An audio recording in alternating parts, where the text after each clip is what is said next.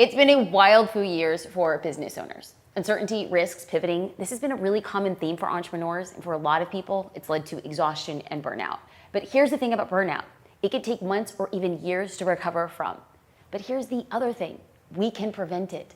To do so, we're gonna first understand the different stages of burnout as explained by psychologist Herbert Freudenberger. We're gonna put the name here because I'm not sure I know how to pronounce it. We're gonna talk about how it affects us emotionally, mentally, and physically. And then we're gonna talk about the 7 types of rest as explained by Dr. Sandra Dalton, so we can avoid burnout entirely. But first, I wanna share with you my experiences with burnout. So here is my own experience. Let's revisit June 2023. So picture this. I'm on a call with my mentor, and at the end of the call, I went dead silent. I literally couldn't get the words out. I knew that even if I tried to say something, I was gonna break down and cry. So I sat in silence for 4 minutes. It was the longest, most agonizing 4 minutes that I've ever spent with her because I was really embarrassed. I was on the verge of totally losing it. So June of 2023 presented a perfect storm of amazing things in business. Yeah, I just said a storm of amazing things. A storm isn't always a bad thing, but a storm can shake you to your core and feel like you're about to lose control of your ship. In June, we revealed the upgraded platform to Social Curator. This overhaul was a 10-month process, and we had to carefully unveil it to thousands of users. Then we launched the platform publicly by hosting live educational workshops for a week. Over 25,000 people signed up. I was in a 4-week sprint to rebrand my personal website and then debut the new JasmineStar.com. And I was a mentor in the Inc.com and the UPS Store Small Business Challenge. So I was flying to New York City for 5 days to film the final show. And I was still creating content, writing weekly newsletters, recording podcasts, having team meetings, and planning for the remainder of the year. I was also going through a lot of personal things with my family, and it complicated things a lot. I felt like I was running a million miles an hour while on fire, carrying suitcases full of bricks. I wasn't burnt out yet, but I felt myself sprinting towards burnout, and I knew things had to change. Okay, so let's start with the basics. What exactly is burnout? An American psychologist, Herbert Freudenberger, described burnout in 12 phases. Now, this happened back in the 1970s, but then kind of recently, these stages have merged into 5 distinct phases. Now, let's talk through those. These 5 phases include the honeymoon phase, the stress phase, the chronic stress phase, the burnout stress phase, and then the habitual burnout phase. So let's start with number 1, the honeymoon phase. Burnout sometimes starts off by feeling good. You're getting things done, you're feeling energetic. In this stage, you're actually feeling satisfied. You're still experiencing the highs from recent periods of productivity and the ability, I'm really tapping into my creative or executive side. Sounds pretty good. Except, let's get to phase number 2, and this is the stress phase. Once the honeymoon phase wears off, the stress creeps in. This stage is where burnout starts feeling like it's gonna manifest physically. Fatigue can start to set in during this phase, making it more difficult to sleep and enjoy activities outside of work. You may start to lose focus and productivity when you're completing your tasks. The 3rd phase is the chronic stress phase. At some point, stress becomes more persistent, or what they call chronic. Now, if this goes unmanaged, this is going to start affecting your work, most likely going to start affecting your work. And then you might start feeling feelings of dread, or finding yourself not completing work on time, or being late, or procrastinating on certain tasks. At this stage, feelings of anger and resentment could also start to arise. Now, sometimes these feelings can even follow you home and affect relationships with your friends and family. And this brings us to the 4th phase, the burnout phase. This phase is when you reach your limit and then you can no longer function normally as you would. In fact, problems in your business begin to consume you to a point where you're like, I'm obsessing over them. You can't stop thinking about them. At times, you might also feel a lot of self-doubt. Physical symptoms become intense, leading to headaches, stomach issues, digestive problems. Anybody here? Anybody at all? I don't want to raise my hand, maybe-ish. And the final phase, the 5th phase, is the habitual burnout phase.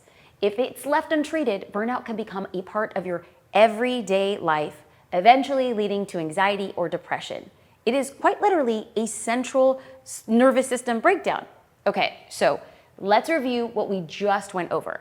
The 5 phases of burnout, and it includes the honeymoon phase, the stress phase, the chronic stress phase, the burnout stress phase, and the habitual burnout phase. Now, I want to keep going and talk about how to prevent it, or How to recover from burnout. Now, in order for us to do this, I want to discuss the 7 types of rest. And we're going to pause here because when the minute I start talking about rest with entrepreneurs, people are like, I don't need to rest. I actually need to do more. What if I told you that good rest will empower you to do more in less time? Hey, if that's not a sales pitch, I don't know what is. Okay, 7 types of rest: physical, mental, social, spiritual, sensory, emotional, and creative. These types of rest are explored by medical physician and researcher Dr. Sandra Dalton Smith. In her book, and I actually saw her TED Talk, it was called Sacred Rest. I recommend giving those a good read or a listen, but I'm gonna give you like a high level view and talk to you how I have realized burnout and then started focusing on the types of rest that I'm getting. The first type of rest is physical rest. Now this is the most obvious type of rest, and there are 2 pieces to it. The first is passive. Now this means that you're sleeping or physically resting and you're being still. If for some reason you can't sleep, lying there, just in the dark, is the next best thing to do. Now, I know it can feel counterintuitive because entrepreneurs, if you're like me, often think, well, if I'm awake, I should be productive. Like I'm gonna go do something. But when you simply lie still, you're nevertheless getting physical rest. Now, the second component of physical rest is gentle movement or activity. Now, I love a good workout, but gentle rest can look like leisure walks, yoga, stretching, or movement that improves your circulation or your lymphatic flow. We're gonna pause here. I know that this type of rest, like this physical slow movement, you're like, I don't have time for that. But we're talking about a 10-minute walk out in the open. It's gonna change things, and it actually is putting your body at rest. The second type of rest is mental rest. Have you ever had a racing mind, forgetfulness, trouble concentrating? These are signs that you probably might need a mental break. Now, this doesn't mean that you're like turning your brain completely off, but you could use it for tasks that bring you joy instead of tasks for work. Now, let's talk about an example.